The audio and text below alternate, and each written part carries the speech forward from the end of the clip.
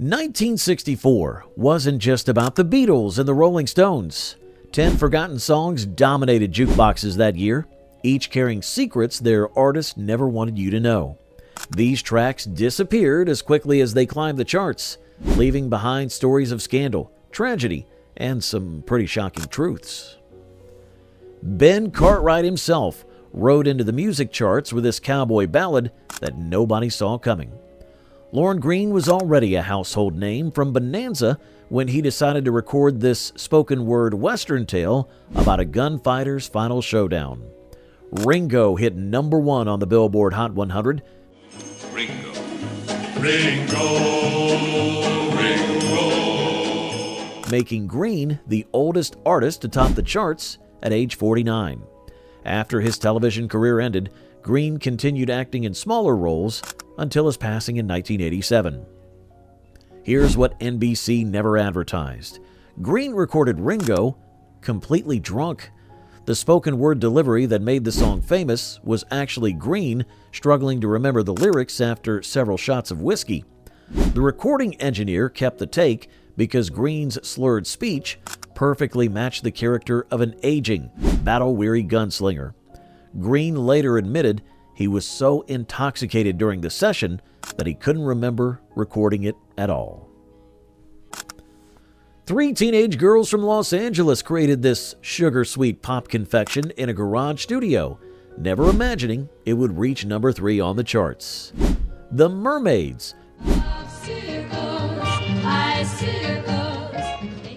consisted of sisters Carol and Terry Fisher plus Sally Gordon, who harmonized their way through Popsicles and Icicles about summer romance.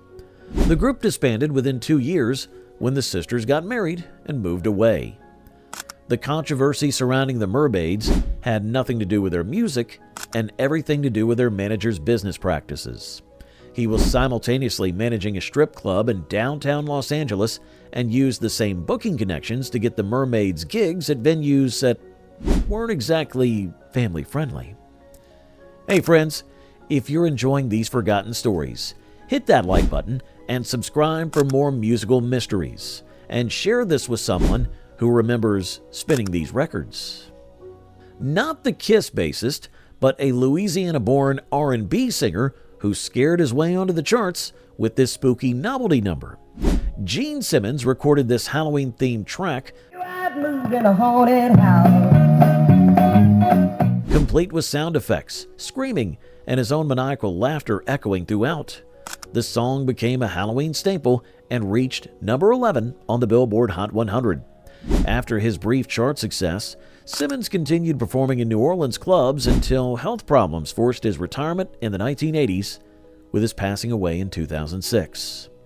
Simmons recorded Haunted House in an actual abandoned funeral home in New Orleans, using the building's natural acoustics to create the eerie atmosphere.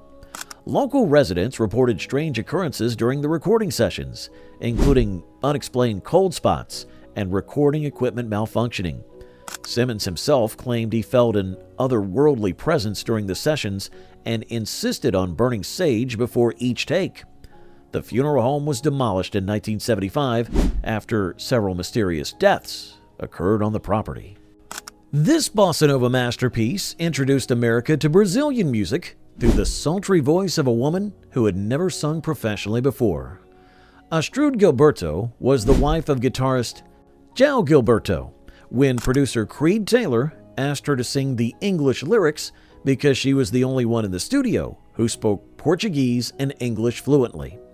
Stan Getz continued his successful jazz career until his death in 1991, while Gilberto became an international recording star, though she later retreated from public life and now lives quietly in Philadelphia.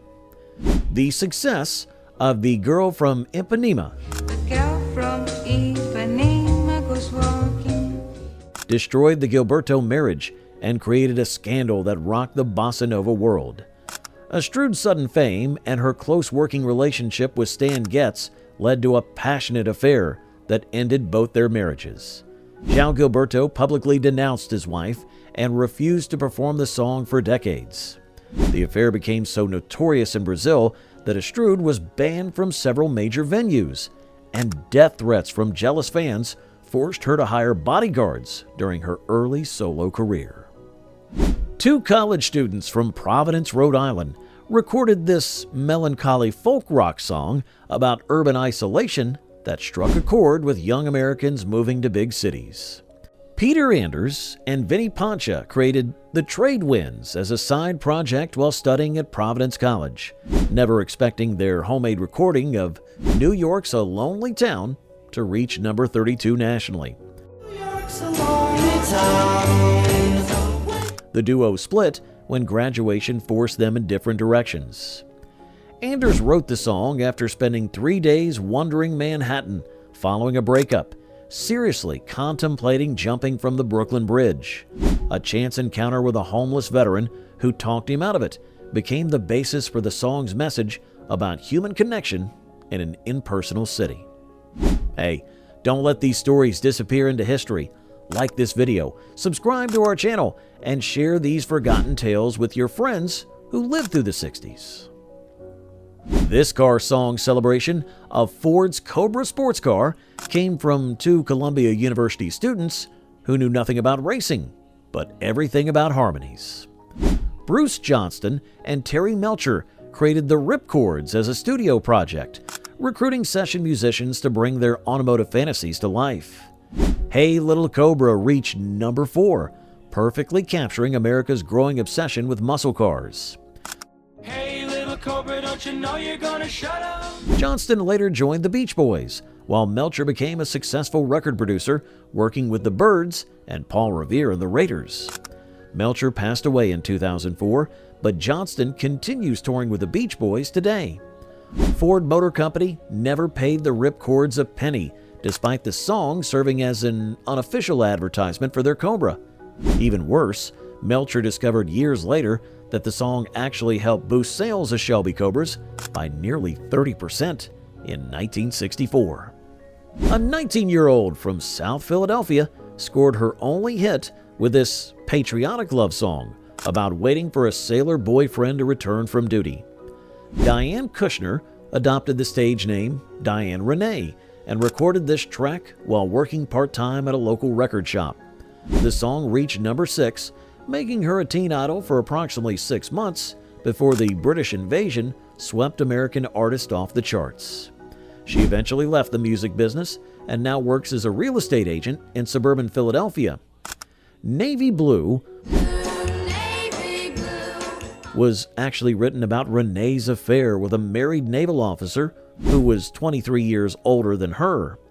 The Waiting for My Love to Come Home lyrics masked the reality that she was seeing a man who had no intention of leaving his wife and children. When the officer's wife discovered the relationship, she threatened to expose the scandal to the press unless Renee ended the affair. The heartbreak of losing her older lover directly inspired the song's melancholy tone, though Renee maintained the innocent patriotic storyline in all interviews. 4 Minnesota teenagers created the most bizarre hit of 1964 by mashing together 2 obscure R&B songs into 4 minutes of pure musical chaos. The Trashmen combined the Rivingtons' Papa Mau Mau and The Bird Is the Word into this relentless garage rock assault that reached number 4 nationally.